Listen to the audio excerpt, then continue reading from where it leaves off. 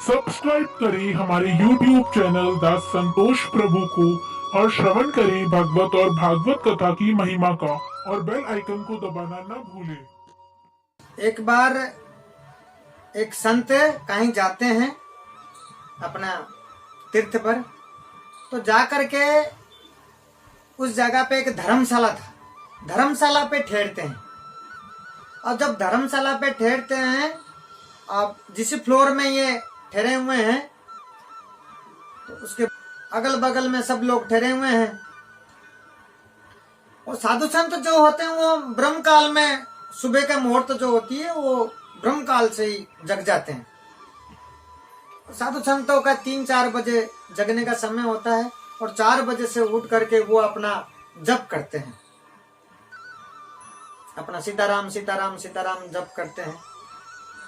अब जब जप करने लगते हैं 4 बजे से, और सुबह का जो समय होता है एकदम वातावरण बहुत शांत होता है।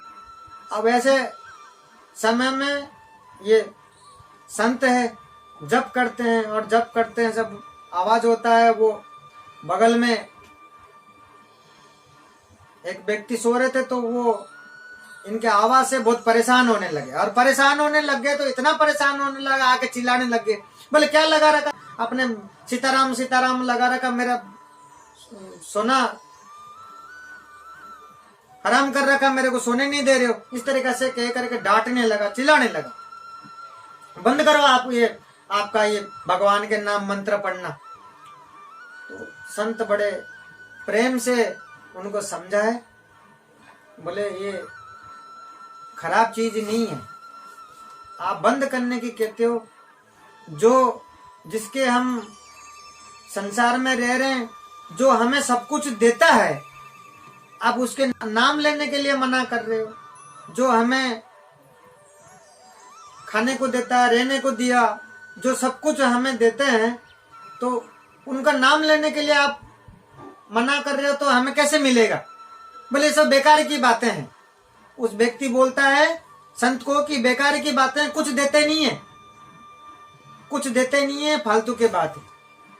बोले नहीं, सब कुछ उन्हीं का ही देन है, तो उनके नाम लिए बगैर तो कैसे मिलेगा, हम उनके नाम लिए बगैर तो रह नहीं सकते। तो इस तरीके से संत बड़ी प्रेम से समझाते हैं और समझाने के बाद उस व्यक्ति बोलता है कि ठीक है, मैं आपके कहना मानता हूं, आज मैं सुबह से दूर जाकर के कहीं भी एक जगह बैठ जाऊंगा, आज मुझे कोई खाने को दे जाए बिना कुछ करे तो मैं मान जाऊंगा, कल आकर के आपके चेला बन जाऊंगा, आपके चरणों में आकर के चेला बन जाऊंगा। तो साधु संत है, बोले ठीक है आप करके देख लो, ऐसा कह देते हैं।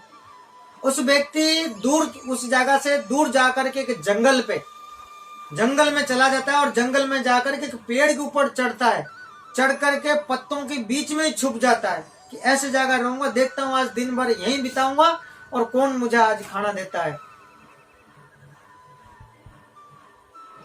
संत को कह करके वो चला गया और संत अपना ठाकुर जी का नाम जपने लग गए। संत तो संत ही है, अपने एकदम अपना धुन में ही रहते हैं, वो भगवान के ध्यान पे एकदम रहते हैं वो हमेशा।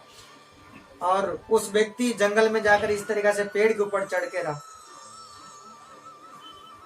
और जब जंगल में चढ़ के रहा कुछ समय के बाद, उस जंगल में काफी देर के बाद उसी रास्ते में बंजेरा गुजर रहे थे।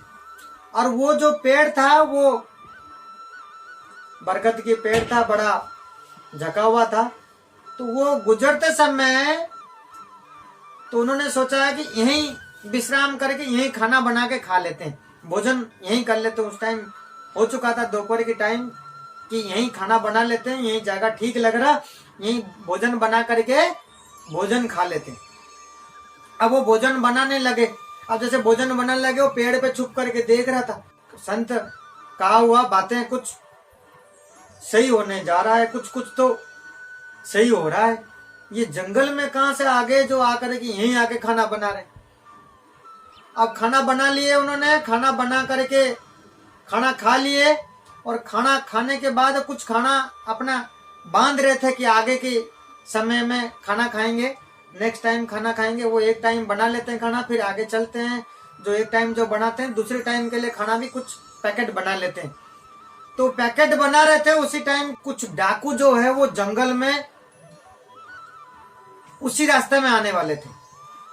तो वो डाकुओं का जो सरदार है वो पीछे पीछे चल रहा था और डाकू आगे से आवाज लगा रहे थे। उनके बातें सुनते ही ये जो बंजेरा जो खाने जो बचा हुआ जो कुछ पैकेट बना रहे थे ताकि आगे हमें काम आ जाए। तो डाकुओं का नाम सुन करके वो खाना वाना छोड़ करके भाग गए वहां से। खाने का पैकेट एकदम सब बना हुआ था, खाना छोड़ करके तुरंत प्रवाह से वो सब भाग गए। और डाकू चलते हुए आकर के वहीं पहुंच करके वो रास्ते में ही देखा तो खाना एकदम लाइन होकर लगा हुआ है। तो डाकुओं ने बोले कि खाना एकदम बढ़िया, खाना एकदम सादा खाना लगे हुए हैं, सब खाना खा लेते। डाकुओं का सरदार बोला नहीं, खबरदार जो खाना खाया, घोर जंगल में खाना कौन रखेगा।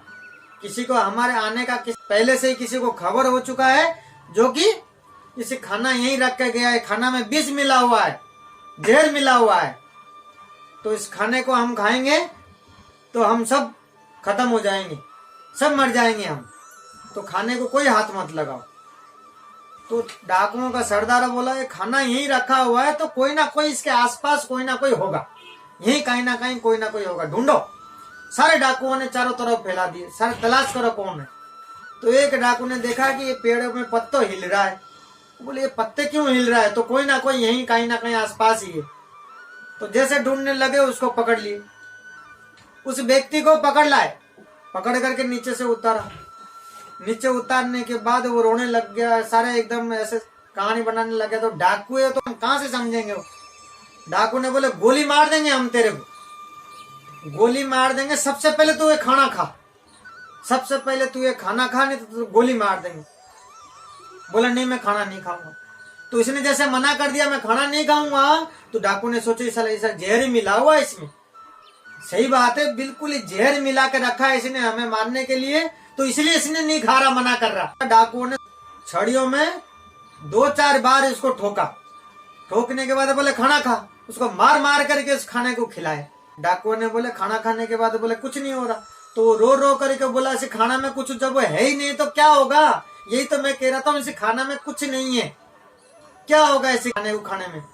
तो उसने जब पूरी कहानी जब बताया डाकुओं को भी एकदम समझ में आ गया, डाकुओं को भी थोड़ा धीरज आ गया, उनकी बुद्धि एकदम से ऐसे शांत हो गए। सुन करके वो भी पिघल गए, इसकी बातें को सुन करके वो भी इनका बुद्धि एकदम सही हो गया, वो भी एकदम सुधर गए। जो डाकू थे इसकी बातें सुन करके भी सुधर गए। बाकी खाना जो बचा था डाकुओं ने सारा खाना खाए, और वो जो व्यक्ति खाना खा करके दौड़ के जा करके वो संत को ढूंढते हुए उनके चरणों में गिर पड़ा।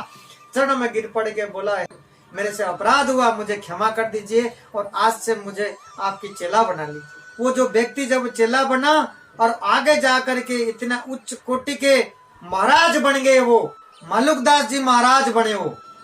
तो ये सब चीजें क्या है, साधु संत की बात है। सो साधु संत होते हैं, हम लोग देखते हैं कि ये तो बस कपड़े अलग पहन करके ऐसे चलते हैं, हम लोग देख करके उनके ऊपर उनके प्रति हम हंसते हैं, लेकिन वो जो जिस पथ पर चलते हैं, जिस राह पर रहते हैं, वो भगवान के साथ कनेक्ट रहते हैं, हमेशा भगवान के साथ जुड़ के रहते हैं, वो भगवान के बन जाते हैं और भगवान उनके बन जाते हैं। हमेशा वो भगवान के कनेक्ट में रहते हैं, ये बिल्कुल कनेक्शन भगवान के रहता है उनके प्रति।